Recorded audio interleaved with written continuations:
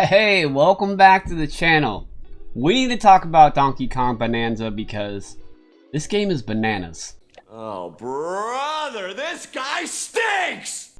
In all seriousness, Donkey Kong Bananza is a very fun game, but more importantly than that, it feels like the Switch 2 is actually released today.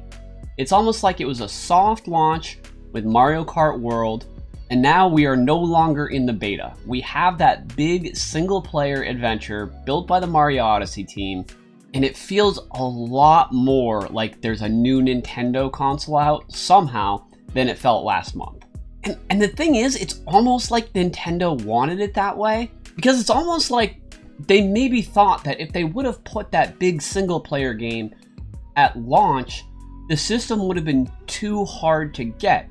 They knew it was probably going to sell out no matter what, because even the Wii U sold out as its launch. It's just what happens with new systems. But it kind of feels like they wanted to put, obviously a big game. You can't deny Mario Kart is a big game, but not too big a game. You know what I mean? Like, at the end of the day, Mario Kart World will definitely sell more units than Donkey Kong Bananza. However, people aren't buying a new system necessarily for a multiplayer game. As good and as storied as the Mario Kart franchise is, it's just something different about that big single player game when you go to launch a console. So now that Donkey Kong's finally out, it's doing something in terms of the review scores that I've never seen before. And you might have picked up on this already, but on Metacritic, it's sitting at a 90. But what's interesting is the fact that everyone agrees within 1 point of that consensus. Meaning, the highest scores, of course, you're going to get the 10 out of 10s. And then the very lowest score for this game is an 80, an 8 out of 10. Everyone is right there, either 8 out of 10, 10 out of 10, 9 out of 10. Everyone's in that range. There's not that one super low score. Now, I kind of expect that to change, especially because people are noticing that there's no low score. So there's always like that one or two publications that takes a objectively good game or even like an average game and just gives it a score that's so low and unnecessary, like a 1 out of 10. I don't think they'll do that, but I could see someone giving this game like a 5 out of 10 just to get attention, because it incentivizes people to give that low score so they can get attention and free marketing. So Metacritic is a good place to start, but really, I think watching YouTube reviews that actually show you the gameplay and have people explaining what they like, which is what I'm about to do, is a lot more helpful. And at the end of the day, you gotta play it for yourself, right? So originally, this video was just gonna be about me talking about the Metacritic scores and that whole situation. And I thought, I should play the game for a couple hours before I do that. So that was 15 hours ago. And I've played through a ton of the game. And I see some of the flaws of the game that people that don't like it are talking about, and I understand why. And I also see some really incredible things about the game, and the people that are very hyped about it, I also understand why. It is a fun game that has flaws, which is totally fine by my book. In my opinion, if I was going to be leaning towards the 8 out of 10 or 10 out of 10, I would have to tell you that right after this message. And I'll also tell you why this game is not only similar to Mario Odyssey, but to Spider-Man.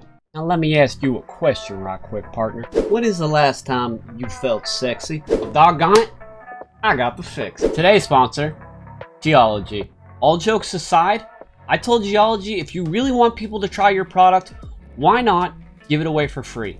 And that's exactly what they're gonna do. For this month only, July 2025, you can grab your personalized skincare trial set from Geology for 100% off. Use the link in the description, scan the QR code, or use my discount code JakeRandall100, and you'll get the trial set for free, plus an additional gift and 50% off any add-ons. The best part about Geology is if you're someone like me that has no idea where to start with skincare, all you have to do is go to their website and answer a few simple questions about yourself. Like for me, I would say I get baggy eyes from playing a lot of video games or watching a lot of YouTube. But the quiz only takes about 2 minutes, and then they select the products for you.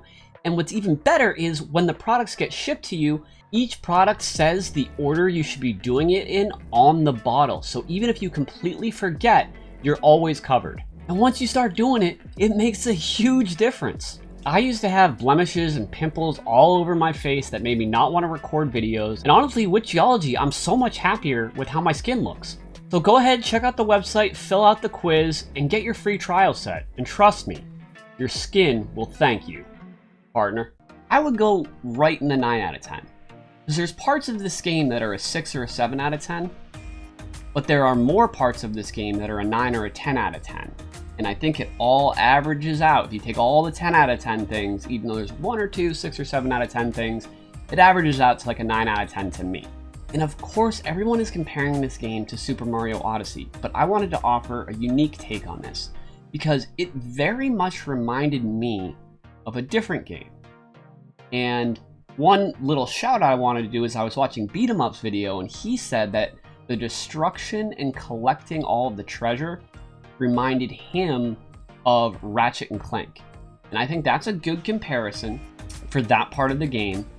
But the other game that it reminded me of that I've seen no one say is Spider-Man. Spider-Man on the PS5, or you even look at the Spider-Man on the PS2, and the way that you can traverse the entire world in those Spider-Man games, you can do that in Donkey Kong 2, even more so than you can in Spider-Man. Any building, any large piece of terrain, you can climb. Now there's certain walls that are special that you'll slip on because they don't want you climbing it. Those are very few and far between. But for the most part, even if something is sticking out of the ground at a 90-degree angle, you have basically Spider-Man hands. You can just climb right up it. And then the other aspect is you can dive down into the dirt and go all the way forever till you get to the core. And I can't tell you how many times playing this game, I would just go somewhere and just start digging and then go tunnel around and find so many secrets, finding so many things that maybe I wasn't supposed to find right away. But in this game, it doesn't matter. It's all about the exploration. Whenever I get dropped into a new layer, to a new zone, it takes me a couple hours before I even go to the first exclamation mark. I am just exploring. This is my sandbox. Literally, I'm digging, I'm climbing, I'm finding secrets, and I'm enjoying the game. Now, even though this is one of the best aspects of Donkey Kong, it's also a bit of a flaw. Because when you're digging, the camera can go crazy. And the more you play the game, the more you'll adjust to that and realize how to make that work in your favor. But it is a little, for lack of a better word, janky, where you kind of don't see anything. Sometimes if you're partially in a cave, partially not, all of the bright, sunny daylight, it'll just like look like dark, like it's nighttime for a few seconds, then you'll come in and out. There are a little frame rate drops here and there, but I'm telling you, the frame rate drops in particular are nothing to be scared of. And honestly, it's very refreshing. The digging aspect of this game, even though it can make the camera go crazy and feel a little janky, it feels janky in a good way, like the jank of, Mario 64 or Donkey Kong 64. It's evolved the formula in a way where you haven't experienced a platformer quite like this before. So it's just a burst of nostalgia where you're getting those feelings of like those 3D platformers from when you were growing up, but it's actually exciting and engaging as any other brand new AAA game you were looking forward to would be. So it's the best of both worlds, and even someone who never played any of those 3D platformers, this game might actually even be better for them because they're getting all the good of those platformers that they never even experienced, and it's hitting them for the first time. So whether you are experienced with 3D platformers or you're not at all, this is going to be a really fun experience, and I definitely think every single person that owns a Switch 2 should buy and play through this game. So yeah, this is a 3D platformer that was made by the Super Mario Odyssey team. It gives you a little taste of some of the best 3D platformers ever made in the genre, whether they're Nintendo made or not. We're talking Ratchet and Clank. We're talking Mario. We're even talking Spider-Man for the PS5. Another thing I love about this game is you don't need any guide whatsoever. I'm not trying to 100% it, but I just go crazy. I just start exploring every level, and I end up with about 90% of the collectibles. If I really want to clean it up with a guide and go back later, I can, but there's no need to. And even one of my favorite games that came out recently, Expedition 33, the fact that there was no mini-map drove me crazy, and I had to look things up often. And that happens to me a lot with modern games, where it's like I don't have the time to just spend hours figuring things out, so every now and then I'll look something up. This is a sandbox game that you can turn your brain off, know that you don't have to look things up on your phone. You know, if you're feeling tired or whatever, you just want to play it, you can. And it's the type of game where it's okay if you miss certain things, nothing is permanent, you can go back and get anything later down the road. But your first time through, my recommendation is just soak it in. Just enjoy the game. It has a cute and charming story that motivates you to keep going. The story is a very Nintendo story, but it has a little more lore than what we might normally see from Nintendo, and I like that a lot. You also get skill points every 5 bananas you find that you can use to get different abilities or make Donkey Kong stronger.